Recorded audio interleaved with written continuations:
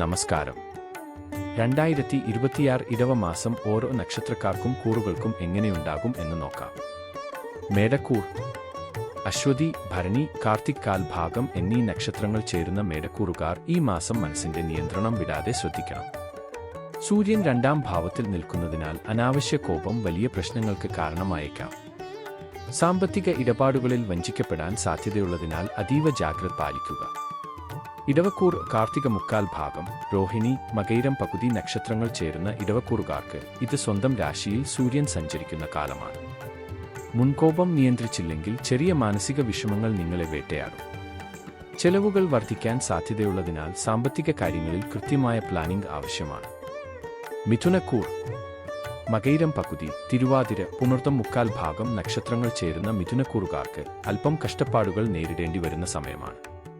അപ്രതീക്ഷിതമായ ധനനഷ്ടത്തിന് സാധ്യതയുള്ളതിനാൽ പണം കൈകാര്യം ചെയ്യുമ്പോൾ സൂക്ഷിക്കുക.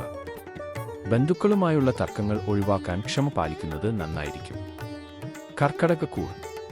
പുണർതം കാൽ ഭാഗം, പൂയം, ഐല്യം നക്ഷത്രങ്ങൾ ചേരുന്ന കർക്കടകക്കൂറുകാർക്ക് ഈ മാസം വളരെ ഗുണകരമാണ്.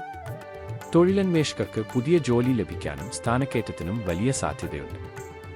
ആരോഗ്യപരമായ പുരോഗതിയും സാമ്പത്തിക ലാഭവും ഈ സമയത്ത് പ്രതീക്ഷിക്കാം. ചിങ്ങക്കൂർ. മകം, പൂരം, ഉത്രം കാൽ ഭാഗം നക്ഷത്രങ്ങൾ ചേരുന്ന ചിങ്ങക്കൂറുകാർക്ക് കരിയറിൽ വലിയ മുന്നേറ്റങ്ങൾ ഉണ്ടാകും. പുതിയ ഉത്തരവാദിത്തങ്ങൾ ലഭിക്കാനും സമൂഹത്തിൽ അംഗീകാരവും അന്തസ്സും വർദ്ധിക്കാനും യോഗമുണ്ട്. സാമ്പത്തിക സ്ഥിതി ഈ മാസം മികച്ച നിലയിലായിരിക്കും. കന്നിക്കൂർ. ഉത്രം മുക്കാൽ ഭാഗം, അത്തം, ചിത്തിര പകുതി നക്ഷത്രങ്ങൾ ചേരുന്ന കന്നിക്കൂറുകാർക്ക് കാര്യതടസ്സങ്ങൾ അനുഭവപ്പെടാൻ സാധ്യതയുണ്ട്. പ്രിയപ്പെട്ടവരിൽ നിന്നുള്ള വിരഹമോ ഉന്മേഷക്കുറവോ നിങ്ങളെ അലട്ടിയേക്കാം. ജോലിസ്ഥലത്ത് ഈ മാസം കൂടുതൽ അധ്വാനം ആവശ്യമായി വരും. തുലാക്കൂർ. ചിത്തിര പകുതി, ചോതി, വിശാഖം മുക്കാൽ ഭാഗം നക്ഷത്രങ്ങൾ ചേരുന്ന തുലാക്കൂറുകാർക്ക് സൂര്യൻ 8ാം ഭാവത്തിൽ നിൽക്കുന്നത് അത്ര അനുകൂലമല്ല. കലഹങ്ങൾ, അനാവശ്യ ഭയം, ദുഃഖം എന്നിവയ്ക്ക് സാധ്യതയുള്ളതിനാൽ വാക്കുകൾ സൂക്ഷിച്ചുപയോഗിക്കുക. നിയമപരമായ പ്രശ്നങ്ങളിൽ ഇടപെടാതിരിക്കാൻ ശ്രദ്ധിക്കണം. വൃശ്ചികക്കൂർ. വിശാഖം കാൽഭാഗം, അനിഴം, തൃക്കേട്ട നക്ഷത്രങ്ങൾ ചേരുന്ന വൃശ്ചികക്കൂറുകാർക്ക് കഠിനാധ്വാനത്തിലൂടെ മാത്രമേ ഫലങ്ങൾ നേടിയെടുക്കാൻ കഴിയൂ. ദഹന സംബന്ധമായ പ്രശ്നങ്ങൾക്കോ വയറുവേദനയ്ക്കോ സാധ്യതയുള്ളതിനാൽ ഭക്ഷണക്രമത്തിൽ ശ്രദ്ധ നൽകുക. ധനുക്കൂർ.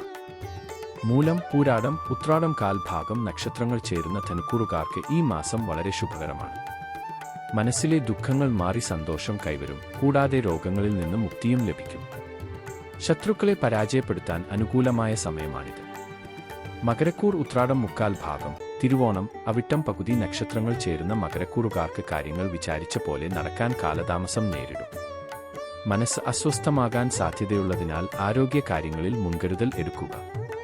കുംഭക്കൂർ. അവിട്ടം പകുതി, ചതയം, പൂരുരുട്ടാതി മുക്കാൽ ഭാഗം നക്ഷത്രങ്ങൾ ചേരുന്ന കുംഭക്കൂറുകാർക്ക് ആരോഗ്യ കാര്യങ്ങളിൽ പ്രത്യേക ശ്രദ്ധ ആവശ്യമാണ്. ദാമ്പത്യ ജീവിതത്തിൽ ചെറിയ തടസ്സങ്ങളോ അഭിപ്രായ വ്യത്യാസങ്ങളോ ഉണ്ടാകാതെ ക്ഷമയോടെ ഇരിക്കുക. മീനക്കൂർ. പൂരുരുട്ടാതി കാൽ ഭാഗം, ഉത്രട്ടാതി, രേവതി നക്ഷത്രങ്ങൾ ചേരുന്ന മീനക്കൂറുകാർക്ക് ഈ മാസം വലിയ ഭാഗ്യങ്ങൾ കൈവരും. സ്വന്തമായി വീട് വാങ്ങാനോ നിർമ്മിക്കാനോ ഉള്ള യോഗമുണ്ടാകും. ജോലിയിൽ സ്ഥാനക്കയറ്റവും സന്തോഷകരമായ വാർത്തകളും ഈ മാസം പ്രതീക്ഷിക്കാം. ഇടവ മാസത്തിലെ ഗ്രഹനില ഓരോ നക്ഷത്രക്കാർക്കും ഇത്തരത്തിലുള്ള ഫലങ്ങളാണ് നൽകുന്നത്. ഗുണകരമായ ഫലങ്ങൾ ഉള്ളവർ അത് നിലനിർത്താനും ദോഷഫലങ്ങൾ ഉള്ളവർ ജാഗ്രതയോടെയും പ്രാർത്ഥനയോടെയും മുന്നോട്ടു പോകാനും ശ്രമിക്കുക.